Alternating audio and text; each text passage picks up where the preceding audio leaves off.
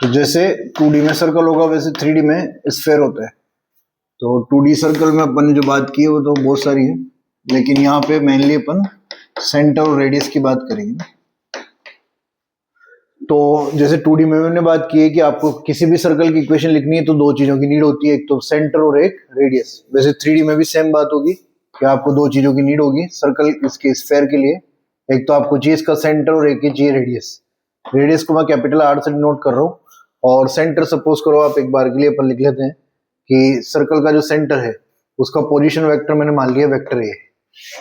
ठीक है, तो वही दो तरह की फॉर्म्स होंगी, एक तो होती है वेक्टर फॉर्म सदिश रूप, सदिश रूप। तो सदिश रूप में आप इसको लिखते हैं इस तरह से कि vector R minus vector A equal to R।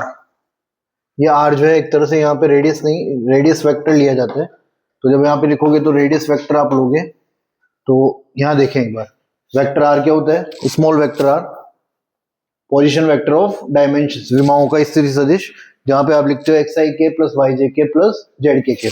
Vector ये कुछ भी हो सकता है, लाइक मान लो अल्फा बीटा गामा। तो आप वेक्टर ए जब लिखोगे तो यहाँ लिख देंगे alpha i cap plus beta j cap plus gamma k cap, और कैपिटल R जो है रेडियस वेक्टर होगा जो भी आपको गिवन होगा। तो यहाँ पे क्या होता है कि ये तो आपकी वेक्टोरियल फॉर्म हो गई। अगर आप चाहते हैं इसको कन्वर्ट करना है अपने को कार्टेशियन फॉर्म में, तो कार्टेशियन फॉर्म के लिए आप इनको सबको रिप्लेस कर दो इधर, कार्टेशियन फॉर्म, कार्तीय रूप।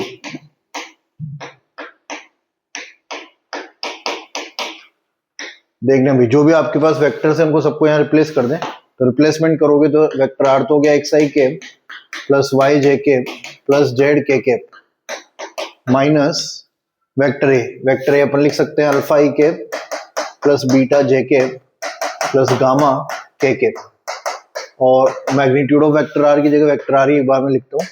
अभी आप ये कर सकते हैं कि दोनों साइड आप जो है मैग्नीट्यूड ले लो, इधर भी और इधर भी। तो क्या करेंगे, इधर आई कैप के कोफिशिएंट को कलेक्ट कर लो। आई कैप का कोफिशिएंट हो गया x माइनस अल्फा, जे कैप का हो गया y माइनस बीटा, और के कैप का हो गया z माइनस गामा। तो जब अपन इसका मैग्नीट्यूड या परिमाण निकालेंगे तो आप लिखेंगे x minus alpha whole square plus y minus beta whole square plus gamma minus या फिर z minus gamma whole square equal to, ये रेडियस का वेक्टर है तो ये तो R का R ही रहेगा इस तरह से।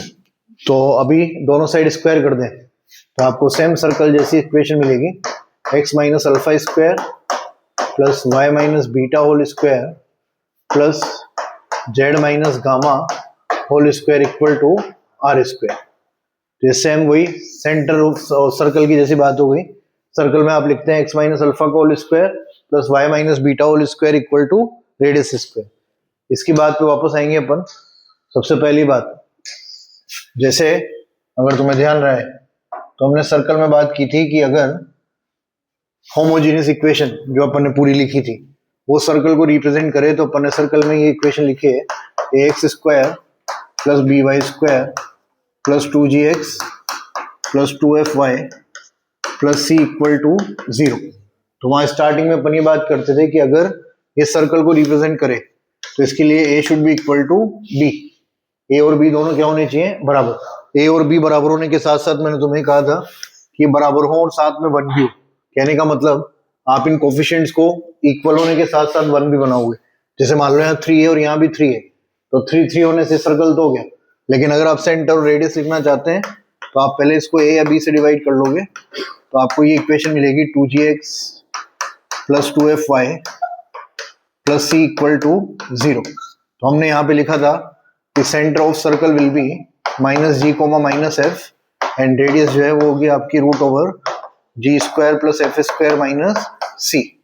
सेम इसी फॉर्मेट में अपन वापस सारी बात कर रहे हैं। देखो एक बार यहाँ पे भी पूरी एक इक्वेशन होती है आपकी स्टैंडर्ड इक्वेशन, और वो इक्वेशन आप लिखते हो x square plus b y square plus c z square plus 2ux plus 2vy plus 2wz plus d equal to 0।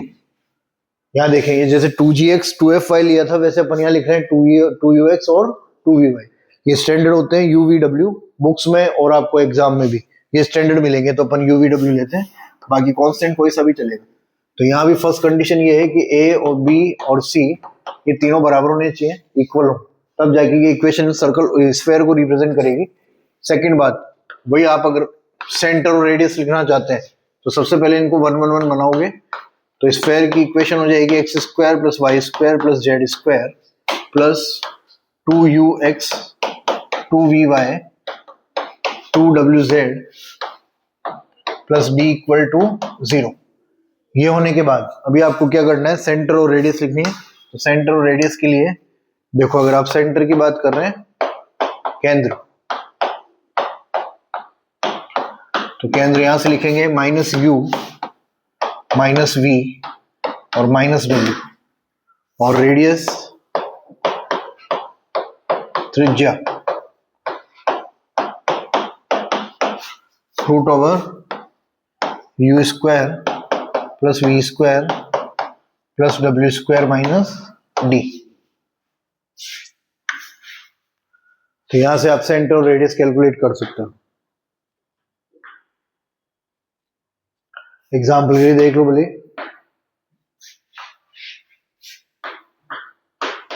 Suppose करो कोई इक्वेशन है आपके पास 3x square plus 3y square plus 3z square minus 6x plus 9y minus 12z और -5 या -6 equal to 0, और आपको भी centre और रेडियस लिखना है ना। सबसे पहले आप क्या करोगे, सेंटर और रेडियस लिखने से पहले इसमें आप 3 से डिवाइड कर लो ताकि ये 1 1 1 बन जाए। 3 से डिवाइड किया तो क्या बनी equation, x square plus y square plus z square minus 2x plus 3y minus 4z और -2 इक्वल टू 0। अभी सेंटर लिखेंगे तो आपको u v w निकालना है, जो मैं पहले सिखा चुका। अगर u निकालना है तो इसके कोफिशिएंट का आधा कर दो, तो आधा किया तो -1 हुआ, और एक यहाँ पे माइनस एक्स्ट्रा लगा हुआ है तो माइनस माइनस क्या हो गया प्लस। ऐसे इसके v निकालना है तो आधा कर दो 3/2, 3/2 के आगे नेगेटिव साइन लगाएंगे तो -3/2। ऐसे ही इसका हाफ किया तो -2 और नेगेटिव साइन लगाया तो 2। तो ये तो हो गया सेंटर।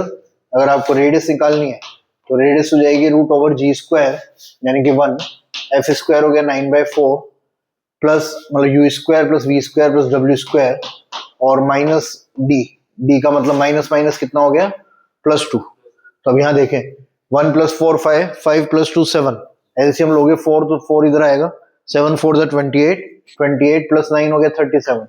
तो आप ऊपर तो लिखेंगे रूट ओवर 37 और नीचे 4 का स्क्वायर रूट लोगे तो कितना आ गया 2। तो ये होगी रेडियस और ये होगा सेंटर। करें नोट।